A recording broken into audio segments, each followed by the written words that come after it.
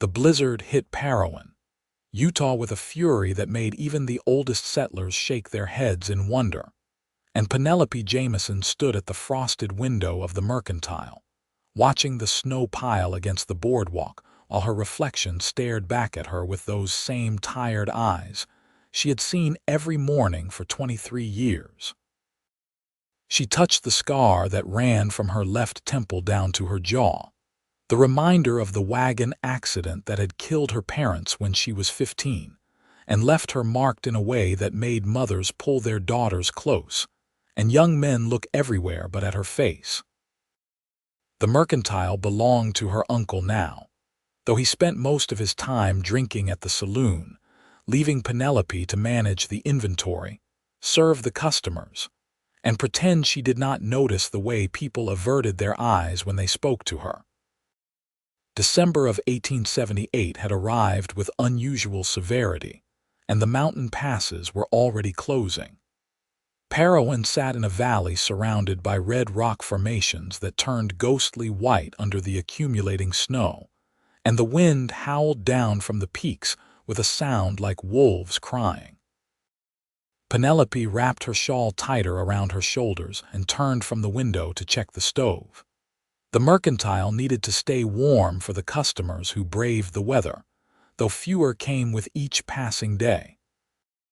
The bell above the door jangled, and a gust of wind brought snow swirling into the shop along with a man Penelope had never seen before. He was tall and broad-shouldered, wearing a heavy coat dusted white with snow and a hat pulled low over his eyes. He stamped his boots on the mat and looked up, and Penelope found herself staring into the clearest gray eyes she had ever seen, like smoke over water. "Afternoon," he said, his voice a deep rumble that seemed to warm the air. "Name is Kade Garrett. Just rode in from Cedar City, and I am hoping you have got some supplies I can purchase before this storm gets worse." Penelope nodded, suddenly conscious of the way her hair was pinned back to expose the left side of her face. She turned slightly, angling away from him. "What do you need?" "Flour, bacon, coffee, beans. Enough for a month, maybe 2. I have got a ranch about 5 miles north of here, and I do not plan on making this trip again until spring." He moved closer to the counter, and Penelope could smell leather and pine and fresh snow on him. She began gathering the items, her hands steady despite the way her heart had started beating faster. Men like him did not usually linger in conversation with her. They stated their needs, paid, and left, relieved to be done with the transaction. But Kade Garrett did not seem in any hurry. He walked slowly around the mercantile, examining the tools on the wall and the bolts of fabric stacked near the window. "You run this place alone?" he asked. "My uncle owns it. I manage it for him." Penelope set a sack of flour on the counter with more force than necessary. She did not need this stranger's pity or his polite small talk. "Must keep you busy." He returned to the counter and began inspecting the items she had gathered. "This is good. I will take 2 more pounds of the coffee if you have got it." As Penelope turned to fetch the coffee, her foot caught on the edge of a crate someone had left too close to the counter. She stumbled, and suddenly Kade's hands were there, catching her elbow and steadying her before she could fall. The touch was brief but solid, and when she looked up at him, startled, he was looking directly at her face without flinching, without that subtle shift of the eyes that everyone else made when confronted with her scar. "Careful," he said quietly. "Floor is uneven there." "I know my own floor," Penelope said, pulling away more sharply than she intended. She could feel heat rising in her cheeks. "Here is your coffee." Kade paid for his supplies without comment, counting out the coins with careful precision. When he gathered his purchases, he paused at the door. "Storm is getting worse. You should close up early and get home before the streets become impassable." "I know how to handle winter," Penelope said. Something that might have been a smile touched the corner of his mouth. "I am sure you do. "Thank you for the supplies, Miss Jamison." He was gone before she could wonder how he knew her name, though she supposed everyone in a town the size of Parowan knew everyone else's business. She watched through the window as he loaded his purchases onto a sturdy-looking horse and rode north into the white curtain of falling snow. The rest of the afternoon brought only 2 more customers, both women who barely nodded to Penelope before hurrying back out into the cold. She closed the mercantile at 4 o'clock, 2 hours earlier than usual, and walked the 3 blocks to the small house she shared with her uncle. The wind cut through her shawl and made her eyes water, and by the time she reached the front door, she could barely feel her fingers. Uncle Thomas was not home, which meant he was at the saloon and would stumble back sometime after midnight, reeking of whiskey and complaints. Penelope lit the lamps, stoked the fire, and began preparing a simple supper of bread and stew. As she worked, her thoughts kept returning to the stranger with gray eyes who had looked at her without flinching. It meant nothing, she told herself firmly. He was just passing through, or he would settle into his ranch, and she would see him occasionally when he came to town for supplies, and that would be the extent of their acquaintance. Men like Kade Garrett did not choose women like her. They chose pretty girls with smooth skin and bright laughs, girls who could dance at socials and make men feel like heroes just by smiling at them. The blizzard continued through the night and into the next day. Penelope woke to find snow piled halfway up the windows and the wind still howling. Uncle Thomas was snoring in his room, and she left him there while she dressed in her warmest clothes and made her way to the mercantile. The streets were nearly deserted, just a few brave souls moving between buildings like ghosts in the white-out conditions. The mercantile was cold, and it took her an hour to get the stove burning hot enough to warm the space. She was sweeping snow away from the door when she heard shouting from down the street. A group of men were gathered near the livery stable, and she could see them pointing toward the north road. Curious despite herself, Penelope pulled on her coat and ventured out. The blacksmith, a burly man named Henderson, was shaking his head. "Fool thing to do in this weather." Horse came back alone, saddle half frozen. Whoever was riding must have got thrown or lost in the storm. "Whose horse?" someone asked. "That new fellow, Garrett, the one who bought the old Patterson ranch. Horse came back about an hour ago, and there is no sign of the rider." Penelope felt something cold settle in her stomach that had nothing to do with the weather. "Someone needs to go look for him." The men turned to look at her, and Henderson frowned. "In this storm, we would just get lost ourselves. Best to wait until it clears." "He could be dead by then," Penelope said. "He could be hurt and freezing." "Not our problem if some stranger does not have the sense to stay indoors during a blizzard," another man said, and several others nodded in agreement. Penelope stared at them, these men who called themselves good Christian folk, and felt anger burn hot in her chest. "You would just let him die out there. We would survive to help people when the weather clears," Henderson said, not unkindly. "That is what smart people do, Miss Jamison. Now you get back inside before you catch your death." She turned and walked back to the mercantile, but she could not make herself go inside. Instead, she stood on the boardwalk, staring north toward where Kade Garrett's ranch supposedly lay. 5 miles in a blizzard was suicide. Everyone knew that. She had no horse, no real experience with winter rescues, and no reason to risk her life for a stranger, except he had caught her when she stumbled. He had looked at her face without flinching. He had spoken to her like she was a person, not a curiosity or an object of pity. Penelope went back inside the mercantile and began gathering supplies. Heavy blankets, matches, a flask of whiskey for warmth, rope, a lantern. She had no horse, but she had snowshoes her father had made years ago, and she knew the north road well enough. She had walked it hundreds of times in fair weather. She left a note for her uncle, though she doubted he would notice her absence for hours. Then she strapped on the snowshoes, shouldered her pack, and headed north into the blizzard.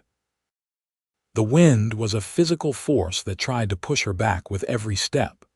Snow stung her face and worked its way inside her collar, despite the scarf she had wrapped around her neck. Penelope kept her head down and focused on moving forward, counting her steps to track the distance. 100 steps, 200, 500. The buildings of Parowan disappeared behind her within minutes, swallowed by the white void. She had gone what she estimated to be 2 miles when she heard it, a faint sound that might have been the wind but might have been something else. She stopped, straining to listen. There it was again, a voice calling out, weak but definitely human. "Hello," Penelope shouted, her voice nearly lost in the storm. "Where are you?" "Here, east of the road."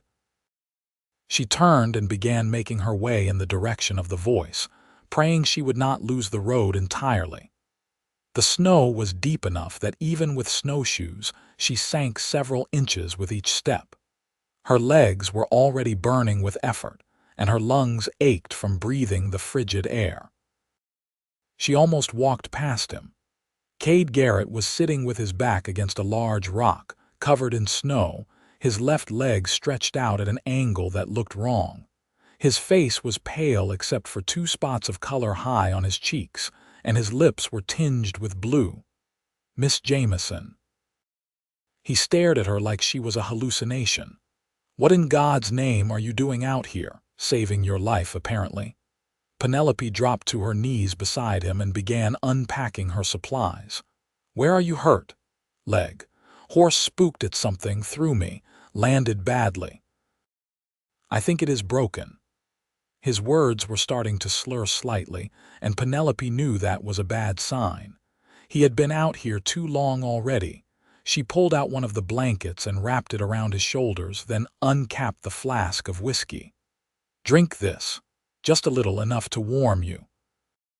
He obeyed, and some color came back into his face. "You should not have come. Too dangerous."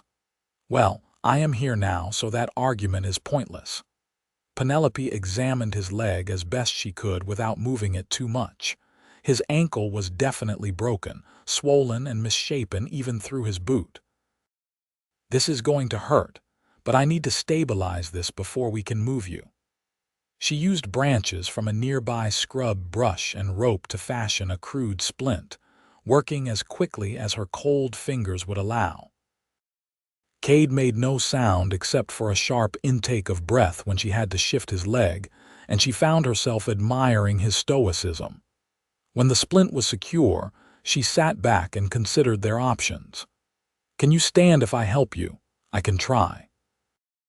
It took several attempts and a lot of effort, but finally they got Kade upright, his arm around Penelope's shoulders and most of his weight on his good leg.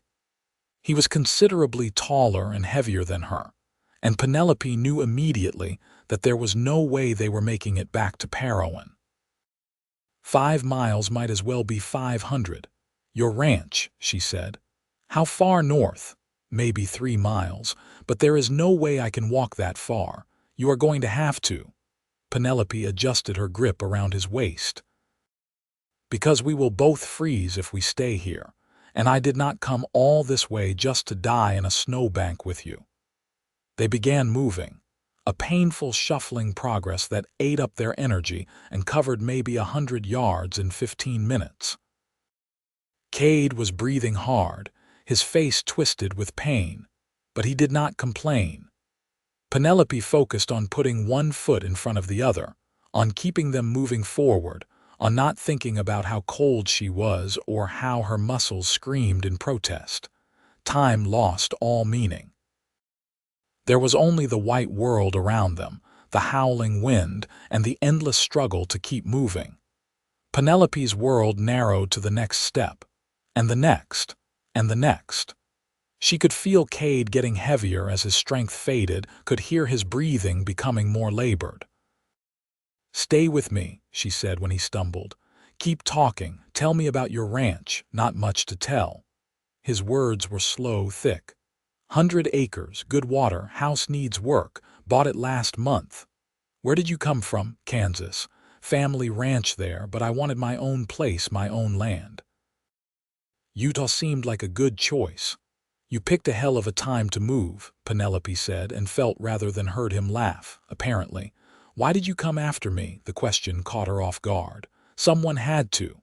The other men in town did not think so. The other men in town are cowards.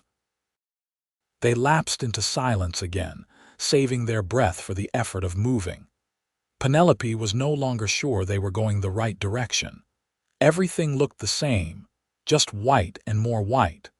Her exposed skin felt like it was burning, and she could not feel her toes anymore. Then, like a miracle, a dark shape emerged from the snow ahead. A building, low and solid, with a barn beside it. Kade made a sound that might have been relief or triumph. That is it. That is my place. The last 100 yards took everything Penelope had left. By the time they reached the front door, both of them were barely able to stand. Kade fumbled with the latch, and then they were inside, stumbling into a single large room that was barely warmer than outside, but at least blocked the wind. Penelope got Kade to a chair near the cold fireplace, then immediately set about starting a fire. Her hands were shaking so badly she could barely hold the matches, but finally, she got the kindling lit. As the flames grew, she added larger pieces of wood from the stack beside the hearth, and slowly, gradually, warmth began to fill the room. She turned her attention back to Kade. His eyes were closed, and for a moment she felt panic grip her chest. But then she saw his chest rising and falling, and relief washed through her. He was just exhausted, not dead. The house was sparsely furnished but clean.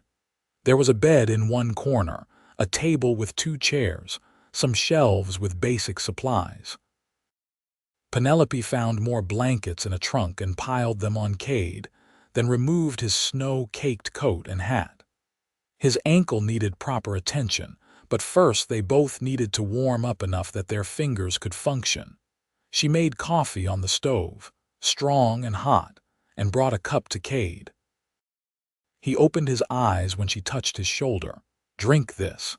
He wrapped his hands around the cup and sipped slowly. Some of the grayness faded from his face. You saved my life. Yes, well, do not make me regret it by dying of cold now. But her voice was gentler than her words.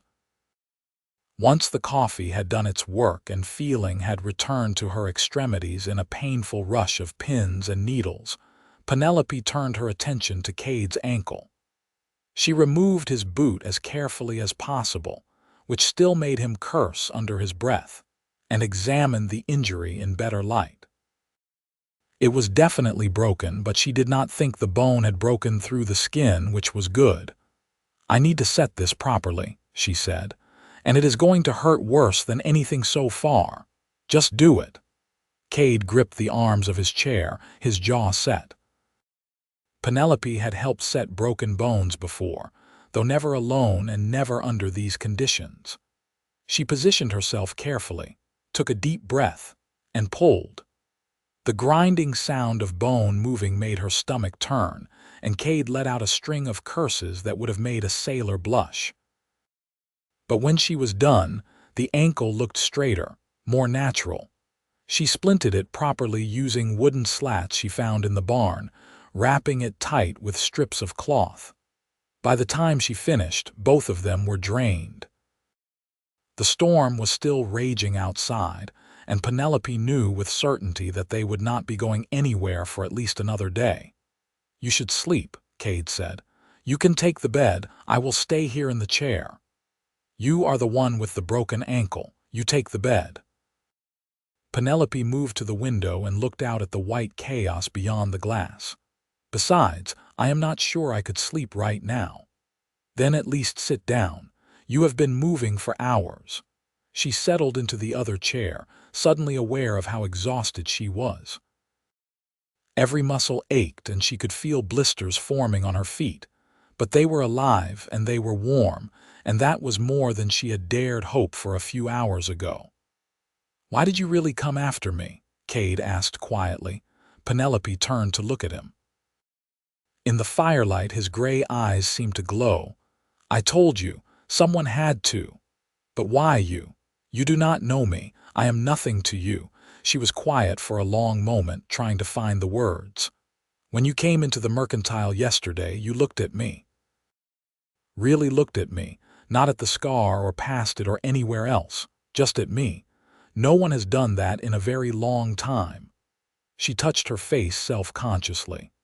"I suppose I thought if you could see me as human, I could see you the same way." Kade was silent, and when Penelope glanced at him, there was something in his expression she could not quite read. "That scar does not make you less human.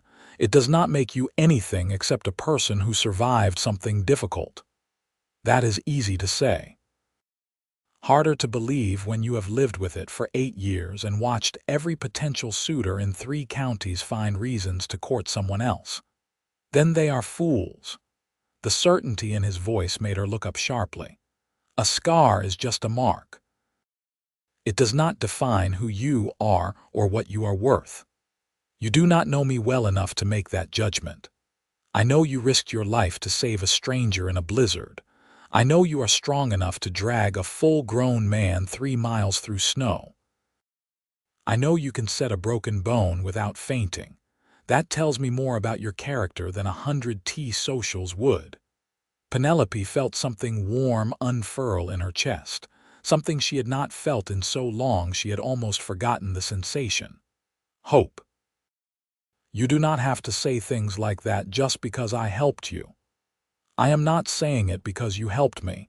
I am saying it because it is true." Kade shifted in his chair, wincing at the movement. "Though I will admit that nearly dying has a way of making a man speak his mind more freely than he might otherwise." Despite everything, Penelope smiled. "Rest. We can discuss philosophy and poetry when you are not half frozen and in pain. Will you still be here when I wake up?" "Where else would I go? In case you have not noticed, there is a blizzard outside." "I meant after the blizzard." She met his eyes and saw something there that made her pulse quicken. "I will be here." Satisfied, Kade closed his eyes, and within minutes his breathing had deepened into sleep. Penelope sat watching him for a while, this stranger who had somehow become important to her in the span of 2 days. Then she rose and began exploring the house more thoroughly, looking for food and additional supplies. She found eggs in a basket, slightly frozen but still usable. There was a side of bacon hanging in the cold room off the kitchen, and flour and other staples in the pantry. Kade had been preparing for winter, she realized. He had planned to be snowed in here for months, alone in this house with just his thoughts and his work for company. It seemed like a lonely existence, and yet she understood the appeal. No one to judge you, no one to look away when you entered a room. Just the land and the sky and the clean silence of snow. She made a simple meal of eggs and bacon, and when the smell of cooking woke Kade, she brought him a plate. They ate in companionable silence, the storm still battering the walls around them but unable to touch them here in this warm cocoon of firelight and food. "Tell me about your parents," Kade said when they had finished eating. "About the accident." Penelope was surprised by the directness of the question, but also oddly relieved. No one ever asked her about it directly. They just whispered about it when they thought she could not hear. "We were traveling from Cedar City. A wedding, one of my mother's cousins. The road was icy and the wagon hit a patch of it. We went over the edge, rolled down into a ravine. My parents died instantly. I was thrown clear, but I hit a rock or a piece of broken wagon. I am not sure which. When I woke up, I was in a doctor's office and my face was bandaged, and Uncle Thomas was there to tell me I was an orphan." She traced the line of the scar with one finger. "The doctor did his best, but it was a deep wound and it was hours before anyone found us. It healed badly. "I am sorry," Kade said, and she could hear genuine sympathy in his voice. "That is a hard thing for anyone to bear, but especially for someone so young.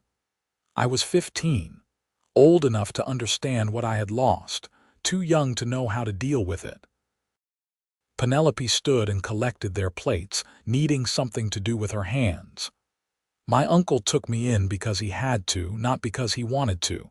He gives me a roof and I run his store. That is the arrangement. That is not much of a life. It is the life I have." Kade was quiet for a moment, then said, "It does not have to be." She turned to look at him, her heart suddenly beating faster. "What does that mean?" "It means exactly what it sounds like. You do not have to spend your life managing a store for an uncle who drinks away the profits and giving your time to a town that does not appreciate you. And what would you suggest I do instead? I have no money, no prospects, no family besides my uncle. You could stay here." The words hung in the air between them, heavy with implication. Penelope stared at him, sure she must have misheard. "Stay here. Not as a servant or a housekeeper, as a partner. This ranch needs work, and I cannot do it alone, especially not with a broken ankle that will take months to heal properly. And you are clearly capable and resourceful and strong. We could help each other." He paused, then added quietly, "And I find I like your company. You do not know me. I know enough, and we would have plenty of time to know each other better." Penelope's mind was racing. To leave Parowan, to leave the mercantile and her uncle and all the pitying looks and averted eyes. To build something new, something that belonged to her as much as to anyone else. It was tempting in a way that frightened her. "I cannot just abandon my responsibilities," she said finally. "Why not? What has responsibility ever gotten you except more work and less appreciation?" He had a point, and they both knew it. But still, the idea of such a dramatic change was overwhelming. "Let me think about it. We are snowed in here for at least another day. I do not have to decide right now." "Fair enough." Kade settled back in his chair, and she could see the exhaustion catching up with him again. "But Penelope, I meant what I said. You are remarkable, scar and all. Any man who cannot see that is blind." She did not know how to respond to that, so she simply nodded and busied herself cleaning up the dishes. But his words stayed with her as the day wore on, as the storm finally began to ease in the late afternoon, as the sun set early and left them in the warm darkness of the house. That night, Penelope insisted that Kade take the bed, and she made herself a pallet near the fire using extra blankets. She lay awake long after she heard his breathing deepen into sleep, staring at the ceiling and thinking about choices and chances, and the strange paths life could take. She thought about the last 8 years, about making herself small and quiet and unobtrusive, about accepting that she would always be the scarred woman who ran the mercantile, nothing more. And she thought about Kade's offer, about what it would mean to say yes, to step into an unknown future with a man she barely knew. It was reckless and impulsive and made no practical sense. And yet, as she finally drifted off to sleep, she realized that part of her had already made the decision. The next morning dawned clear and cold, the storm finally blown itself out. The world outside was transformed into a landscape of pure white, the snow piled in drifts that reached the windows in places. Kade woke to the smell of coffee and found Penelope already up, dressed, and preparing breakfast. "How is the ankle?" she asked. "Painful, but I will live, thanks to you." He accepted the coffee she handed him gratefully. "Have you thought about what I said?" "I have thought about little else." Penelope sat down across from him, her hands wrapped around her own cup. "I have questions." "Ask them." What exactly would this partnership entail? What would be expected of me? Help running the ranch. This place has good bones, but it needs work. Fences need mending, the barn needs repairs. We will need to plant crops in the spring and tend the livestock. It is a lot for one person, even when that person does not have a broken ankle. With two of us, it becomes manageable." He paused. "I am not asking you to be my wife or anything like that, just a partner with equal say in how things are run. And if it does not work out, if we find we cannot stand each other after a month, then you leave with enough money to start fresh somewhere else. I will put that in writing if you want." Penelope studied him carefully, looking for any sign of deception or ulterior motive. But his gray eyes were steady and honest, and she found herself believing him. "Why me? Why not hire a ranch hand from town?" "Because a ranch hand works for wages and leaves when something better comes along. I want someone invested in making this place succeed, someone who will care about it as much as I do. And because you risked your life to save mine, which tells me you are the kind of person I want to build something with." It was a good answer, maybe even a true answer. Penelope set down her coffee cup and took a deep breath. "All right, I will do it, but I need to go back to Parowan first to get my things and tell my uncle." "Of course. Do you want me to come with you, with that ankle? You are not going anywhere for at least a week. I can go alone. It will give me a chance to say my goodbyes properly." She smiled slightly. "And to face the gossip that will definitely start when people find out where I have been." The journey back to Parowan was easier in the clear weather, though the deep snow made it slow going. Penelope arrived in town around midday to find the place buzzing with activity. People were digging out from the storm, and several folks stopped to stare as she walked down the main street. Henderson, the blacksmith, intercepted her before she reached the mercantile. "Miss Jamison, we thought you were dead. Your uncle has been raising hell saying you ran off in the storm. I went to find Kade Garrett, the man whose horse came back without him. He is alive, by the way, in case anyone cares." Henderson had the grace to look embarrassed. "Well, that is good to hear.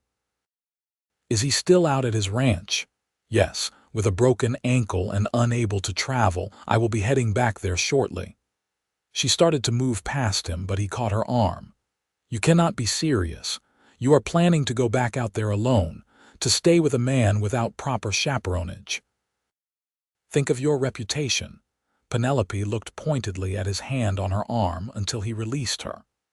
"My reputation is already ruined by virtue of this scar on my face. I have been treated like damaged goods for 8 years. Forgive me if I do not care what the good people of Parowan think about my choices now." She left him sputtering and made her way to the mercantile. Her uncle was behind the counter, looking worse for wear. He glanced up when she entered, and his face went through several expressions in quick succession: relief, anger, embarrassment. "Where the hell have you been?" he demanded. "Saving a man's life. You are welcome for not being dead myself." Penelope moved past him toward the back room where she kept her few personal possessions. "You cannot just run off like that. I need you here to run this place." "You need me to run it while you drink away the profits, you mean?" She pulled out her mother's old carpet bag and began packing her clothes. "I am leaving Uncle Thomas. I am going to work at Kade Garrett's ranch as his partner." "Partner?" Her uncle's face turned red. "You are going to live in sin with some stranger. I forbid it." "You cannot forbid anything. I am 23 years old and you are not my father." Penelope kept her voice calm, refusing to be drawn into a shouting match. "I have worked for you for 8 years with no pay except room and board. I have given you my time and my labor and gotten nothing in return except a place to sleep and the knowledge that you resented my presence every day. I am done with that. You ungrateful girl, after I took you in when you had nowhere else to go. You took me in because my father left you this mercantile in his will on the condition that you care for me. Do not pretend it was generosity. She finished packing and turned to face him. "I am leaving now. You will have to find someone else to run your store." Her uncle seemed to deflate, the anger draining out of him. "You are really going?" "I am really going." "And what am I supposed to do?" "What you have been doing. Drink and complain and blame the world for your problems. Just do it without me around to make yourself feel better by comparison." She picked up her bag and walked toward the door. "Penelope." Her uncle's voice stopped her. She turned back. "I am sorry for not being what you needed, for not seeing how hard this has been for you." It was the closest thing to an apology she had ever gotten from him, and she felt her anger soften slightly. "I know, but sorry does not change anything." She left the mercantile and spent the rest of the afternoon gathering the supplies she would need. She visited the general store and purchased fabric, needles, thread, and other household goods. She stopped by the church and left a note for the pastor, explaining her decision. She even faced down the disapproving looks from several women who had heard about her plans and felt compelled to share their opinions. By the time she started back north toward Kade's ranch, the sun was setting and her bag was considerably heavier. But her heart felt lighter than it had in years.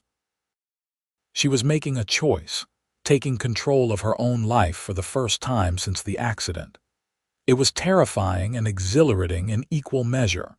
Kade was sitting by the fire when she arrived, his splinted ankle propped on a stool.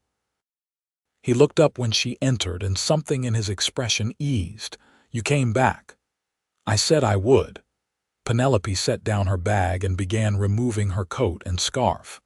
"The town is scandalized, my uncle is furious, and I am officially ruined in polite society. How is your ankle?" "About the same. I am more interested in hearing that you are all right." "I am better than all right. I am free."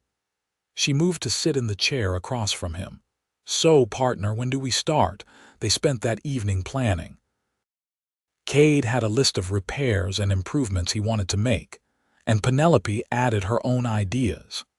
They would need to repair the barn roof before the next snow, reinforce the corral fences, and stock up on additional supplies before winter truly set in.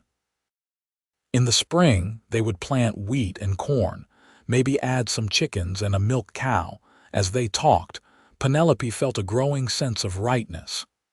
This was what her life had been missing, a purpose beyond just surviving day to day.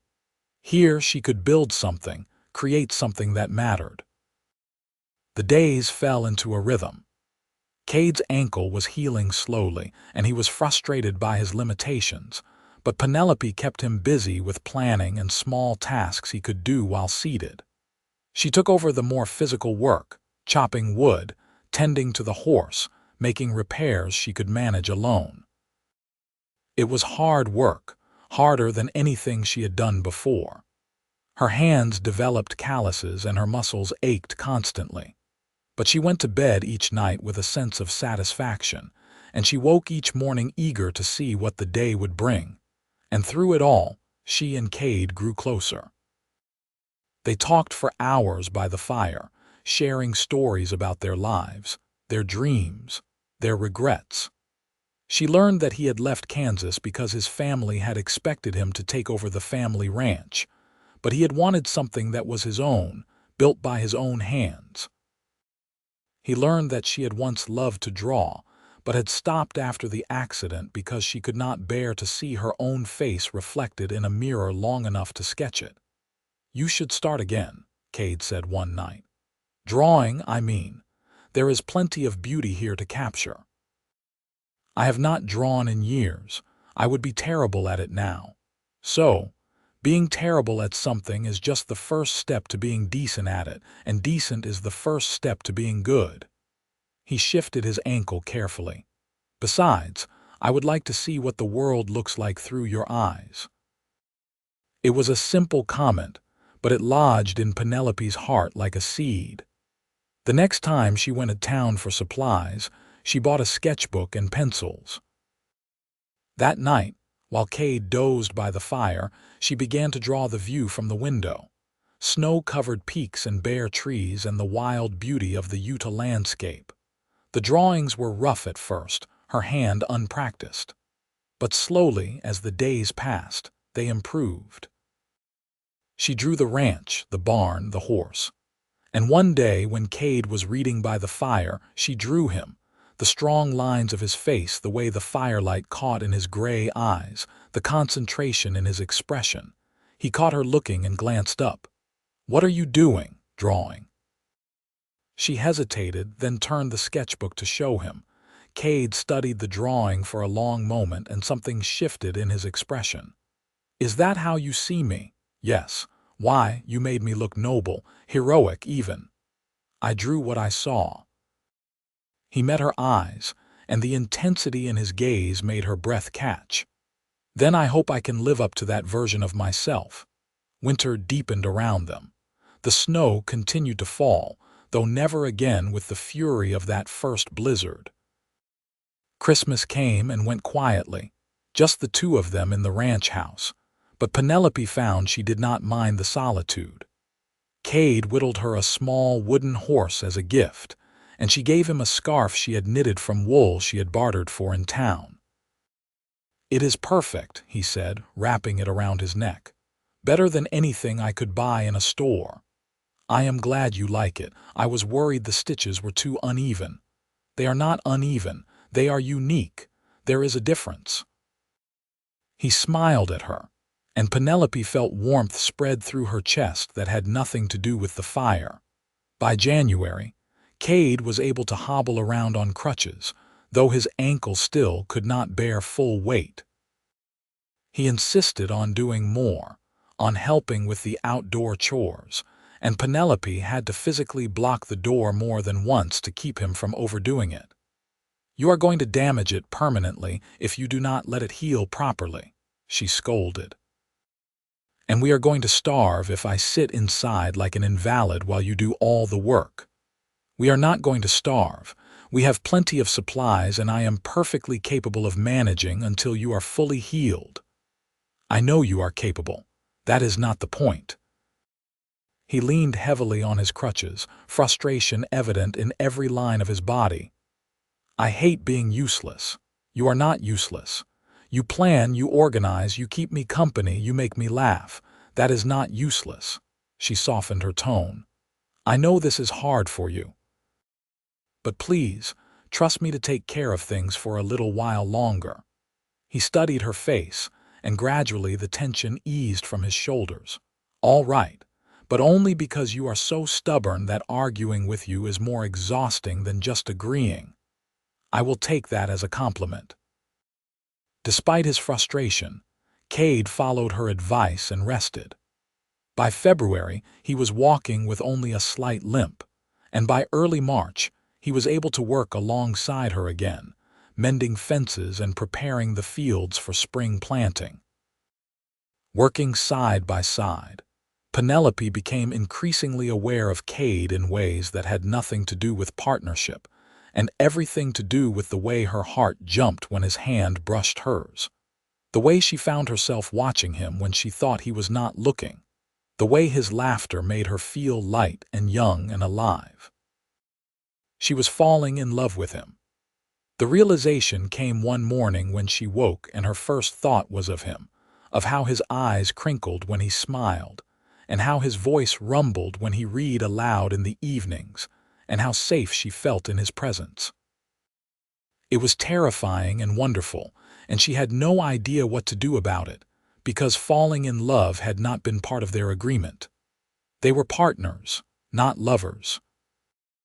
And while Kade was kind to her, while he treated her with respect and even affection, she had no reason to believe his feelings ran deeper than friendship and gratitude. She was damaged goods, after all, scarred and ruined and past the age when most women married. Why would he choose her when he could have anyone?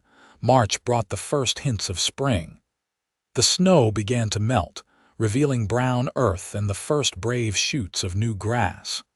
The air grew warmer and the days grew longer. Penelope threw herself into the work of the ranch. using physical exhaustion to drown out the ache in her chest whenever she looked at Kade and knew he would never see her as anything more than a capable partner. One evening, as they sat by the fire after supper, Kade set down the book he had been reading and said, "Penelope, I need to talk to you about something." Her heart sank. This was it, she thought.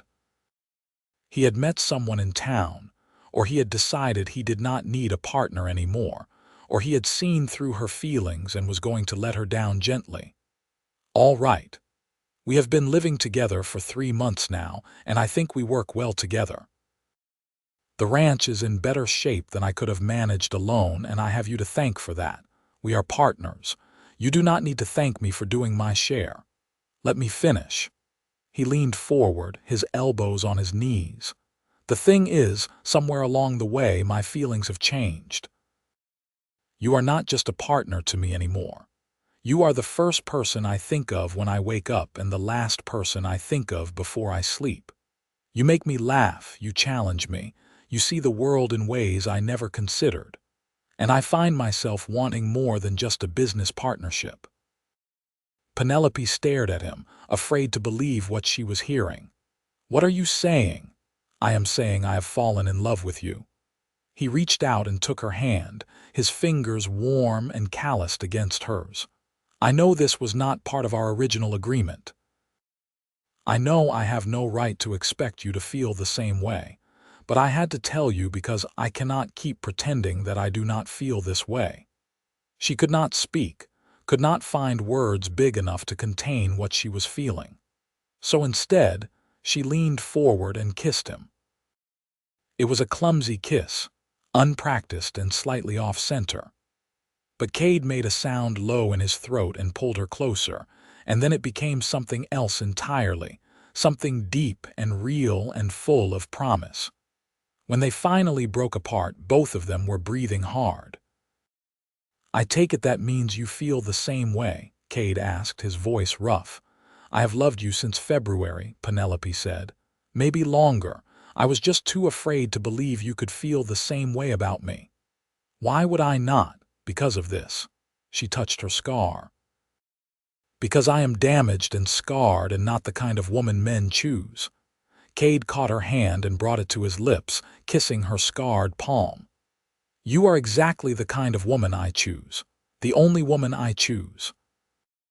This scar is part of your story, part of what made you who you are, and I love every inch of you, scar included." His gray eyes were fierce with sincerity. "I choose you, Penelope Jamison. I choose you in winter's chill and in spring's warmth and in every season to come. Will you marry me?" The tears came then, hot and sudden, spilling down her cheeks. But they were good tears, joyful tears. "Yes, yes, of course I will marry you." He pulled her into his arms, and she buried her face against his chest, feeling his heart beating strong and steady beneath her cheek. They stayed like that for a long time, holding each other in the firelight while the wind whispered around the eaves and the world turned toward spring outside. They were married in April, in a small ceremony at the church in Parowan. Only a handful of people attended. Henderson the blacksmith and his wife, the pastor and his family, a few neighbors from nearby ranches. Uncle Thomas came, sober for once, and shook Kade's hand with something that might have been respect. "Take care of her," he said gruffly. "I intend to," Kade replied, and there was a promise in his voice that Penelope felt all the way to her bones. She wore a simple dress she had sewn herself, pale blue with white lace at the collar. Someone had given her wildflowers for a bouquet, and she carried them with hands that shook only slightly. When she walked down the aisle and saw Kade waiting for her, his face lit with love and wonder, she knew she had made the right choice. The pastor spoke about commitment and partnership, about facing hardships together and building a life with faith and hope. And when it came time for the vows, Kade looked into her eyes and said, "I choose you in every cold, in every hardship, in every joy and sorrow. You are my partner, my love, my home." Penelope's voice was steady when she replied, "I choose you too, in all seasons, in all weather, for all the days of my life." They kissed to seal the vow, and the small congregation cheered. It was not the grand wedding Penelope had once imagined as a girl, before the accident, before the years of loneliness and isolation. It was better, because it was real, and because the man standing beside her saw her for who she truly was and loved her not in spite of her scars, but because of everything that had made her strong. The spring and summer that followed were filled with hard work and laughter. They planted crops and mended fences, added chickens to the ranch and a milk cow they named Bessie, who had a stubborn streak a mile wide. The house slowly transformed from a sparse bachelor dwelling to a real home, with curtains at the windows and Penelope's drawings hung on the walls and the smell of bread baking filling the rooms. At night, they lay in bed together and talked about the future. They wanted children, at least 2 or 3 if they were blessed. They wanted to expand the ranch, maybe buy more land in a few years. They wanted to build something that would last, a legacy they could be proud of. "You ever regret it?" Kade asked one night, his fingers tracing idle patterns on her arm. "Leaving Parowan, taking a chance on me?" "Never." Penelope turned to face him in the darkness. "You gave me my life back. You made me believe I was worth choosing. You were always worth choosing. I just happened to be smart enough to see it." She laughed and kissed him, and the conversation dissolved into more pleasant activities. By the time winter returned, Penelope was pregnant. She discovered it in November, when the morning sickness that had been plaguing her for 2 weeks finally made sense. She told Kade over breakfast, and he went so still she thought he had stopped breathing. "Are you sure?" he finally asked. "As sure as I can be without a doctor's confirmation." "But yes, I am fairly certain." He stood up so fast his chair fell over, then came around the table and pulled her into his arms, lifting her off her feet and spinning her around. "We are going to have a baby. Penelope, we are going to have a baby." His joy was infectious, and she found herself laughing even as tears pricked her eyes. Are you happy about it?" "Happy does not begin to cover it." He set her down gently as if she were made of glass. "How are you feeling? Do you need to sit down? Should you be working?" "I am pregnant, not dying. I am fine. Though I reserve the right to change my mind about that if this morning sickness continues." They made the trip to town the next week so Penelope could be examined by the doctor, a kindly older man named Dr. Winston who confirmed what she already knew. She was about 2 months along, and if all went well, they could expect a baby in late June or early July. The winter was gentler than the previous year, though Penelope still remembered that first blizzard with vivid clarity. Sometimes, when the snow fell heavy outside their windows, she would think about trudging through the storm to find Kade, about how close they had both come to dying in the cold. It seemed impossible now, like a story about other people. But then Kade would pull her close and say, "I choose you," and she would remember that the best things in life often came from the bravest choices. Her pregnancy progressed smoothly, though by April she was ungainly and uncomfortable, her belly swollen and her back aching constantly. Kade hovered over her like a worried mother hen, insisting she rest and refusing to let her do any heavy work. She protested at first, but eventually gave in, secretly grateful for the chance to sit and sketch while he managed the ranch work. She drew pictures of what their child might look like, imagining gray eyes like Kade's or maybe her own brown ones, imagining tiny hands and feet, imagining the family they were about to become. The baby came early, in mid-June during a thunderstorm that rattled the windows and made the house feel small and fragile. Penelope's water broke in the middle of the night, and Kade rode like a demon through the rain to fetch Dr. Winston from town. The labor was long and difficult, lasting through the night and into the next morning. Penelope had never felt pain like this, waves of it that threatened to pull her under. But Kade stayed by her side the entire time, holding her hand, wiping her forehead with a cool cloth, murmuring encouragement when she was sure she could not go on. Finally, as the sun broke through the clouds and painted the world in gold and pink light, their son was born. He came into the world wailing, red-faced and furious, and Penelope started laughing and crying at the same time. "He is perfect," Dr. Winston said, placing the baby on her chest. "Healthy lungs, all his fingers and toes. You did well, Mrs. Garrett." Penelope looked down at her son, this tiny miracle, and felt her heart expand in ways she had not known were possible. He had a shock of dark hair and his father's gray eyes, and when Kade leaned in to look at him, the baby grasped his finger with surprising strength. "Hello, little one," Kade said, his voice thick with emotion. "I am your papa." "What should we name him?" Penelope asked. They had discussed names, but nothing had seemed quite right. Now, looking at their son, Kade said, "What about William, after your father?" Fresh tears spilled down Penelope's cheeks. Her father had been a good man, kind and strong, taken too soon. To honor his memory this way felt right. "William James Garrett," she said, using her father's first and middle names. "It is perfect." They called him Will, and he was a happy baby, quick to smile and curious about everything. Kade was a devoted father, waking in the night to help with feedings, spending hours just watching their son sleep, marveling at the tiny perfect features.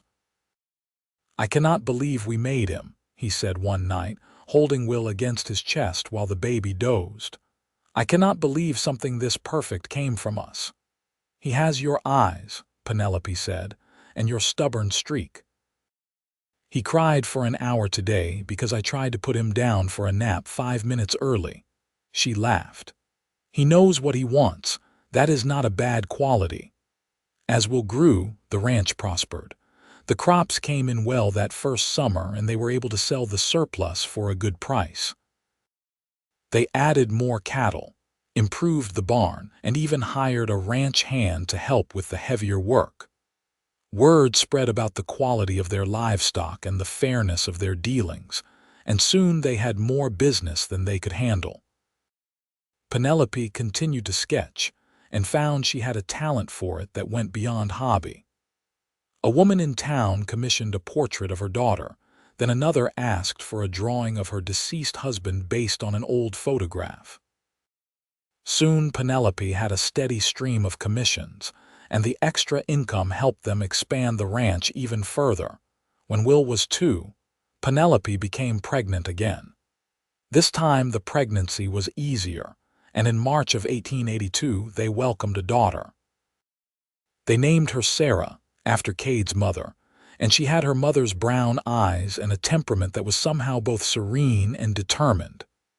"We are outnumbered now," Kade said, holding Sarah while Will toddled around their feet, trying to see his new sister. "We should probably stop at 2, Penelope said, exhausted but happy. "I am not sure I could handle 3. You could handle anything, but yes, 2 seems like a good number." Life settled into a comfortable rhythm. The children grew, the ranch thrived, and Penelope and Kade's love deepened with each passing year. There were hard times, of course. A drought one summer that nearly destroyed their crops. A winter when they lost half their cattle to illness. Arguments about money and discipline, and the 100 small things that couples argue about. But through it all, they held fast to each other. When times were hard, they remembered that first winter when they had both risked everything and found each other in the cold. That memory became a touchstone, a reminder that they could weather any storm as long as they faced it together. Will grew into a thoughtful boy who loved books and asking endless questions about how things worked. Sarah was her mother's daughter, creative and stubborn and fiercely loyal to her family. Both children grew up knowing they were loved, knowing that their parents had chosen each other against all odds and had built something beautiful from that choice. On their 10th wedding anniversary, Kade took Penelope back to the spot where she had found him in the blizzard. The rock was still there, weathered but unchanged, and the scrub brush had grown into a small tree. "This is where my life really began," Kade said, standing with his arm around her waist. "The day you came through the storm to save me." "I was terrified," Penelope admitted. "I had no idea what I was doing or if we would survive. But you came anyway. That is what courage is. Not the absence of fear, but acting in spite of it."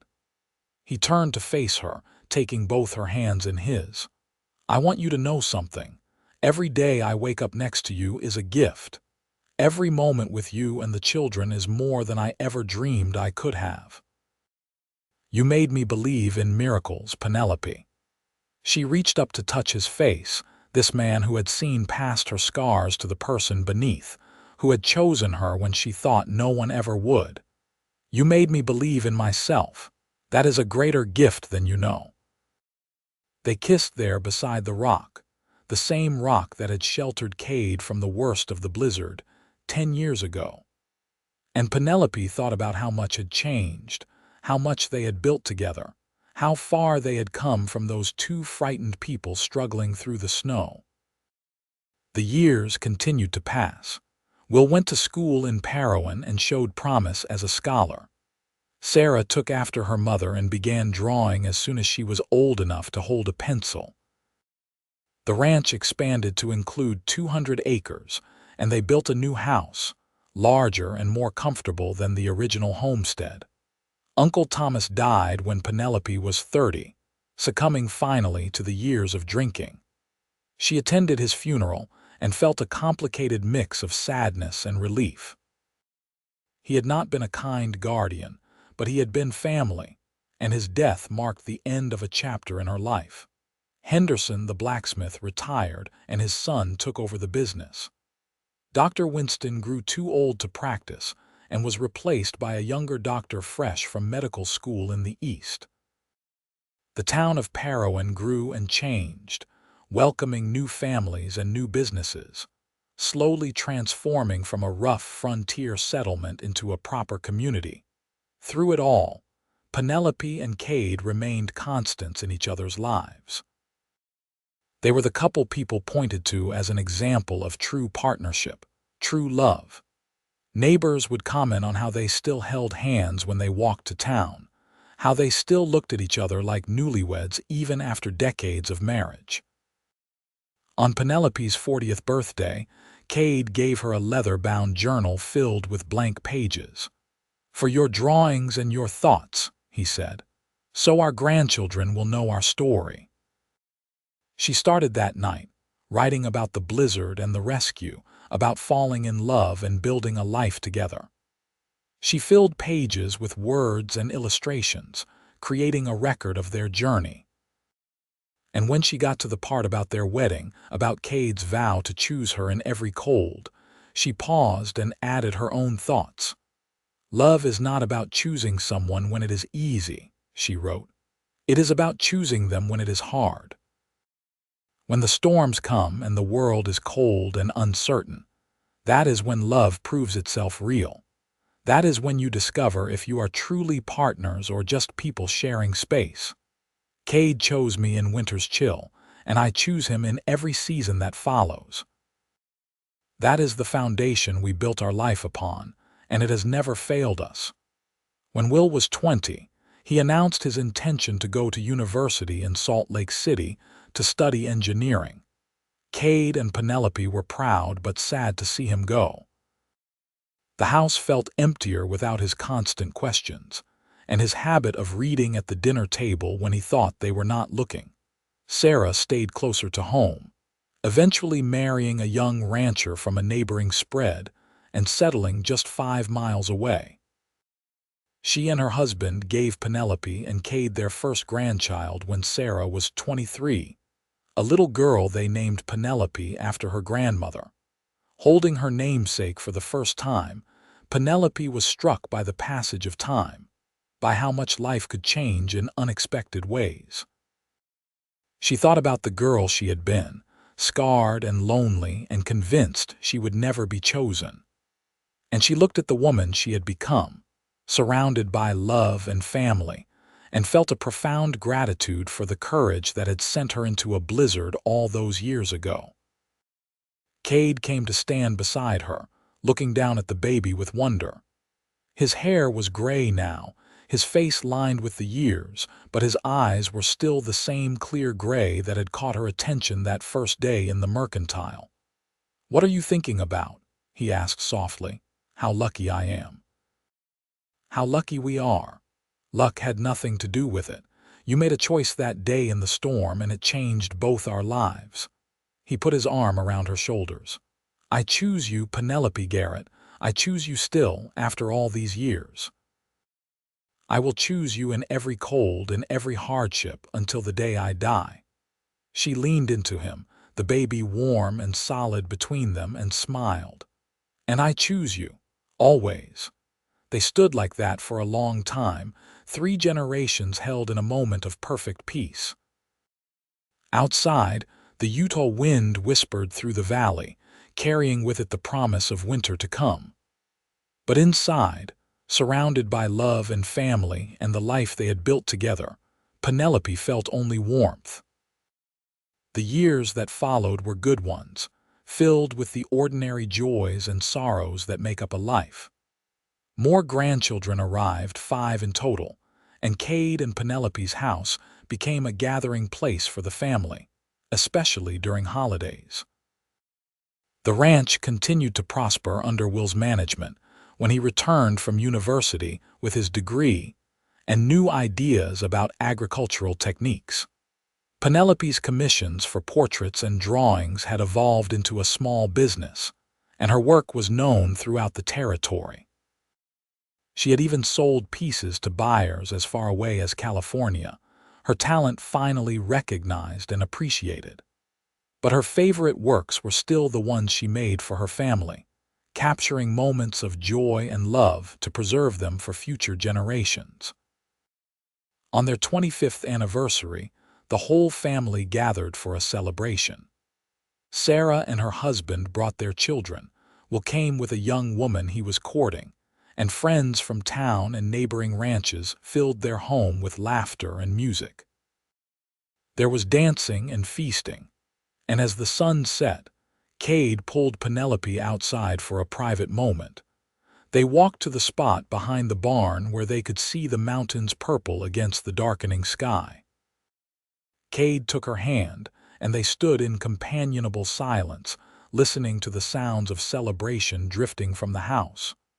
25 years, Penelope said. Sometimes it feels like yesterday, and sometimes it feels like we have always been together. Best 25 years of my life. Kade turned to face her, and in the fading light, she could see the depth of emotion in his eyes. "I want you to know something. That day you came through the blizzard to find me, I was ready to give up. The cold was seeping into my bones, and I could not feel my extremities, and I thought, this is how it ends. Alone and frozen in a place where no one will find me until spring. And then you appeared like an angel through the snow, stubborn and fierce and determined to save me whether I wanted to be saved or not." "You wanted to be saved," Penelope said.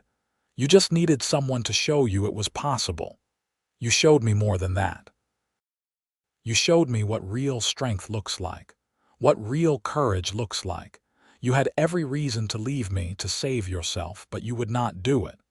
And every day since then, you have shown me that same commitment, that same refusal to give up when things get hard." His voice grew thick. "I am the luckiest man alive to have you as my wife." Tears blurred Penelope's vision. After 25 years, Kade could still make her cry with his words, with the absolute sincerity of his love. "I am the lucky one. You saw me when everyone else looked away. You chose me when no one else would." You gave me a life I never dreamed I could have. We gave each other that life. It was never one-sided." He pulled her close, and they held each other as the stars began to appear overhead. "I choose you, Penelope. I choose you in every cold, in every season, in every moment. Until my last breath, I choose you. And I choose you. Always." They kissed under the emerging stars, and Penelope felt the same flutter in her chest that she had felt the first time he had kissed her all those years ago. Some things, she thought, never changed.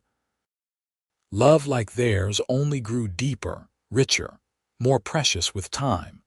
As they walked back to the house hand in hand, Penelope looked up at the mountain peaks that surrounded their valley and thought about winters past and winters yet to come. The cold would return as it always did. There would be blizzards and hardships, moments when the world seemed harsh and unforgiving. But she would face them with Kade by her side, just as she had faced every challenge since that first winter. Together, they could weather any storm.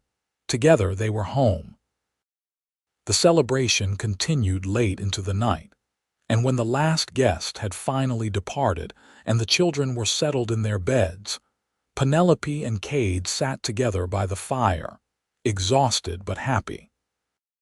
"This is what we built," Kade said, gesturing to encompass not just the house but everything it represented. "A family, a legacy, something that will outlast us both. It is more than I ever dreamed possible." Penelope leaned her head on his shoulder. "When I look at our children and grandchildren, I see the future. I see all the choices we made, good and bad, leading to this moment, and I would not change any of it. Not even the scar." She touched her face, the familiar ridge of tissue that had defined so much of her early life. Not even the scar, because without it, without the accident and the years that followed, I would not have been in that mercantile the day you walked in. I would not have gone into the blizzard to find you. We would never have found each other. She looked up at him. "So no, I would not change it. Every hardship, every painful moment led me to you. That makes it all worthwhile." Kade kissed her forehead, a gesture of tenderness that was as familiar as breathing after all these years. "I love you, Penelope Garrett, with everything I am, everything I have. You are my heart. And you are mine." They sat together in the warm glow of the fire, watching the flames dance and listening to the old house settle around them. Tomorrow would bring new challenges, new joys, new moments to treasure. But tonight, they had everything they needed right here. As Penelope drifted toward sleep, she thought once more of that blizzard, of trudging through snow with determination and fear warring in her chest, of finding Kade half frozen and thinking they might both die in the attempt to save him. She had been so young then, so uncertain of her worth, so convinced that love and happiness were not meant for women like her. How wrong she had been. How beautifully, wonderfully wrong. Love had not been about finding someone who could overlook her flaws. It had been about finding someone who saw her completely, scars and all, and chose her anyway. Someone who made her feel valued and cherished not in spite of who she was but because of it. Kade had given her that gift, and she had given it back to him. Together, they had built a life that honored both of them, that celebrated their strengths and forgave their weaknesses, that proved love was not about perfection but about commitment. The fire burned low and Kade stirred. "We should go to bed. Morning comes early. In a minute." Penelope was not quite ready to leave this moment, this perfect peace. "I want to remember this, all of it. The warmth, the quiet, the feeling of being exactly where I am supposed to be. You are always where you are supposed to be, by my side."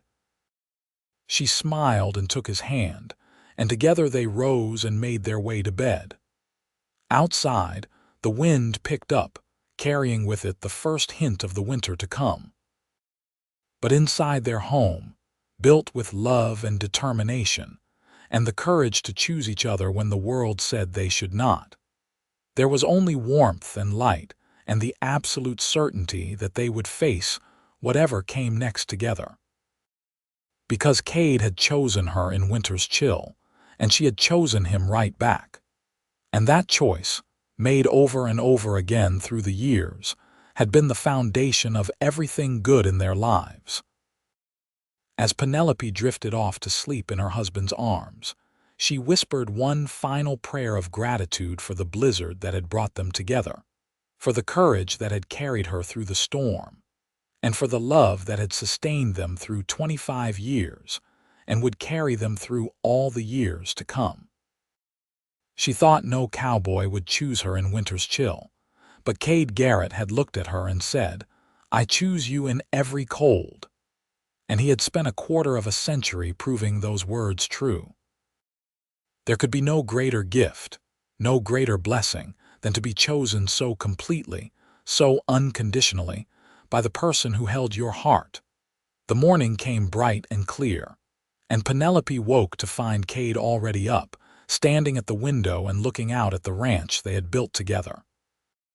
She joined him, wrapping her arms around his waist from behind and resting her cheek against his back. "What are you thinking about?" she asked. "The future. Will wants to expand into cattle breeding, and Sarah mentioned she and her husband might want to buy the old Henderson property to expand their operation. The family is growing, spreading out. It is good to see, but bittersweet too. Yes, but that is the nature of building something that lasts. You have to let it grow beyond you, become something your children and grandchildren will shape in their own ways." He turned to face her, his hands coming to rest on her shoulders. "We did good work here, Penelope. We built something real. We did, and we are not done yet. We have plenty of years left to make more memories, cause more trouble, love our family." She smiled up at him. "After all, I did not drag you out of a blizzard just to let you get lazy in your old age." He laughed, the sound rich and warm. "Old age? I am only 49. I have decades of hard work left in me. Good, because I plan to keep you around for a very long time." They stood together in the morning light, two people who had found each other against all odds and built a life that exceeded their wildest dreams. The ranch stretched out before them, green and prosperous, a testament to their hard work and dedication. In the distance, smoke rose from Sarah's chimney, and Penelope knew Will would be arriving soon to discuss ranch business with his father. This was their legacy, she thought. Not just the land or the buildings or the thriving business, but the family they had created, the love they had shared, the example they had set of what partnership and commitment really meant. Years continued to accumulate, each one adding its own stories and memories to the tapestry of their lives.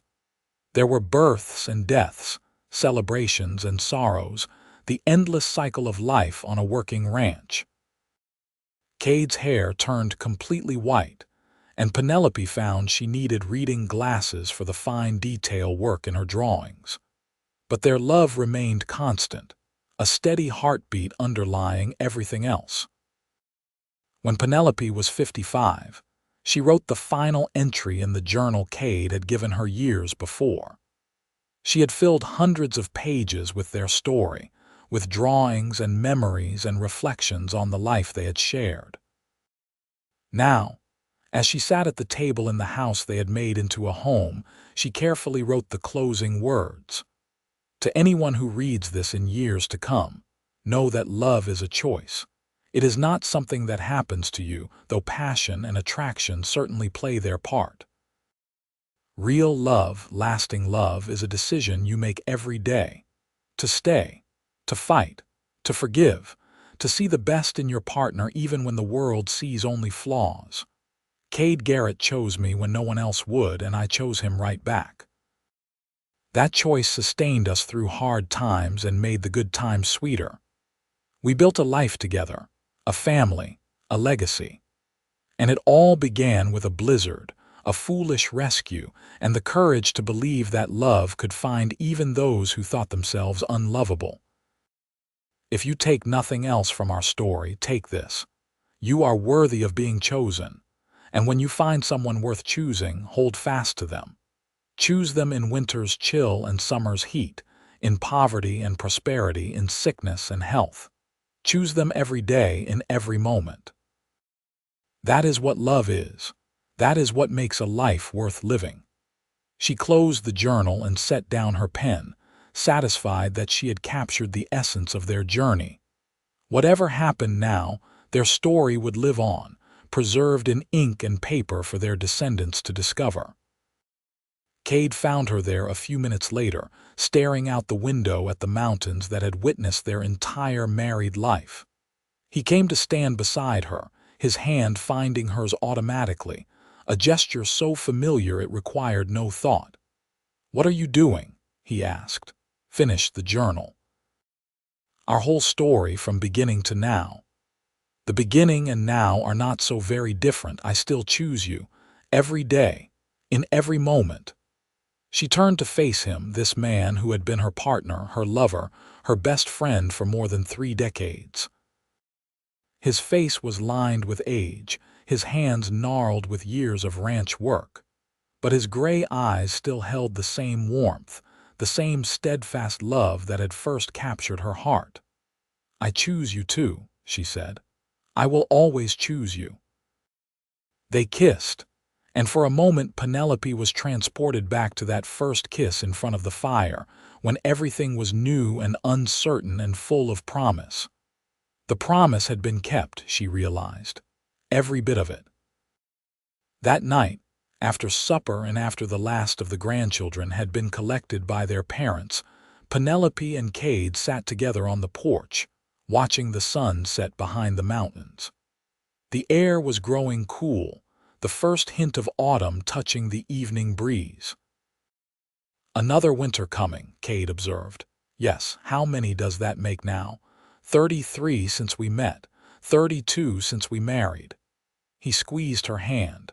"And I look forward to every one that comes, even knowing winters in Utah can be brutal, especially knowing that.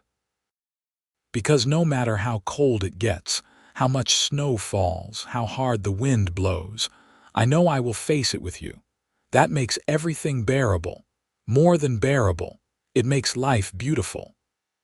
Penelope leaned her head on his shoulder and watched the sky turn from gold to pink to purple. Somewhere in the distance, a coyote called, and the ranch settled into the peace of evening. This was her life, she thought. These quiet moments with the man she loved, surrounded by the land they had worked and the family they had raised. It was not glamorous or exciting in the way storybooks described, but it was real, and it was theirs, and she would not trade it for anything in the world. As the stars began to emerge, Penelope thought about that girl who had stood at the mercantile window, watching snow fall and thinking no cowboy would ever choose her. She wished she could go back and tell that girl not to give up hope. To tell her that love would find her in the most unexpected way, during a blizzard, when she was brave enough to risk everything for someone who needed her. But that girl had grown into a woman who no longer needed those reassurances.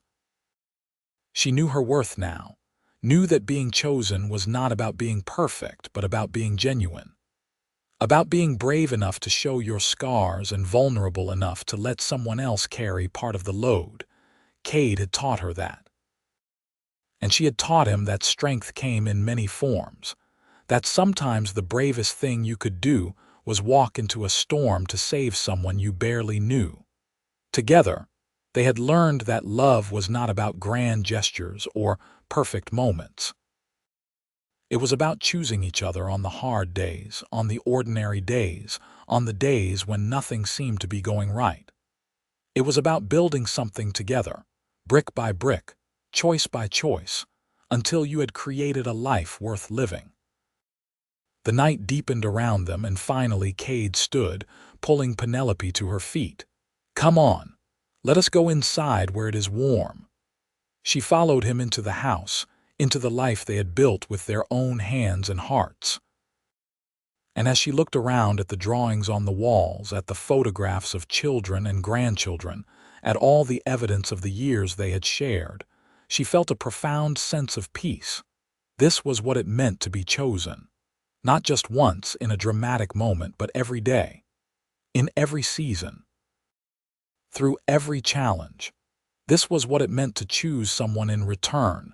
Kade Garrett had chosen her in winter's chill, and she had chosen him right back. That choice had been the beginning of everything good in her life. And as they prepared for bed, moving through the familiar routine they had performed thousands of times before, Penelope knew that choice would sustain them until the very end. Because love, real love, was not about finding someone who made your life easy. It was about finding someone who made your life meaningful. Someone who saw you completely and stayed anyway. Someone who chose you in every cold, in every hardship, in every moment of doubt. She had found that in Kade, and he had found it in her. Together, they had proven that even the most unlikely love stories could have the happiest endings, as long as both people were brave enough to keep choosing each other, day after day, year after year, until choosing became as natural as breathing. That night, as Penelope lay in her husband's arms and listened to the familiar sound of his breathing, she thought one last time about the blizzard that had changed her life. She remembered the cold, the fear, the exhaustion. But mostly she remembered the moment when she found Kade, half frozen but alive, and knew that she had made the right choice to go after him. Every good thing that had followed could be traced back to that moment, to that choice. Her marriage, her children, her grandchildren, the life she had built on this ranch, all of it had begun with a decision to walk into a storm instead of playing it safe. "Thank you," she whispered into the darkness. "For what?" Kade murmured sleepily.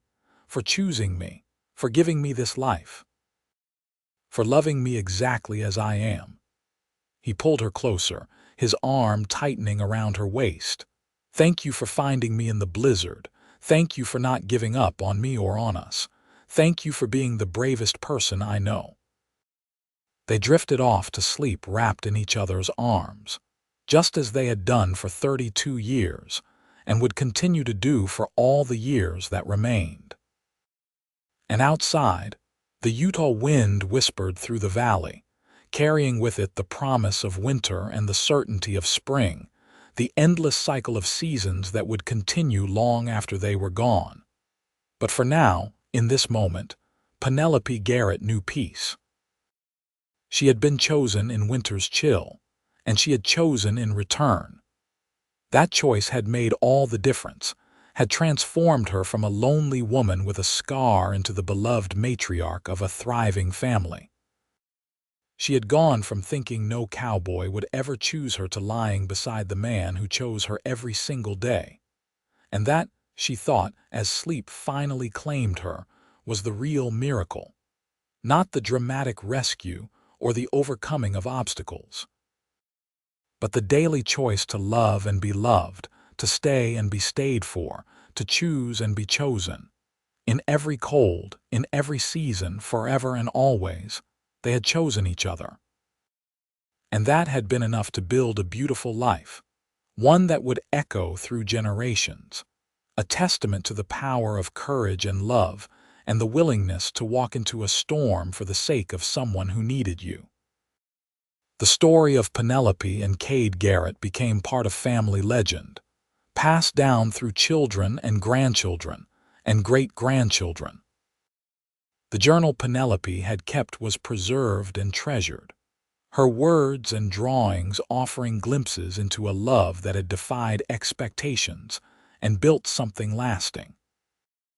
Years after they were both gone, when winter storms swept through Utah and snow piled high against the buildings, people would tell the story of the woman who walked into a blizzard to save a stranger, and the man who chose her when no one else would. It became a reminder that love could be found in the most unexpected places, that courage came in many forms, and that the bravest thing anyone could do was choose to keep choosing the person they loved, no matter what challenges came their way. And somewhere, in the wind that whistled through the Utah mountains, in the snow that fell soft and silent on the valley floor, the spirit of that love lived on, as eternal and unchanging as the peaks themselves.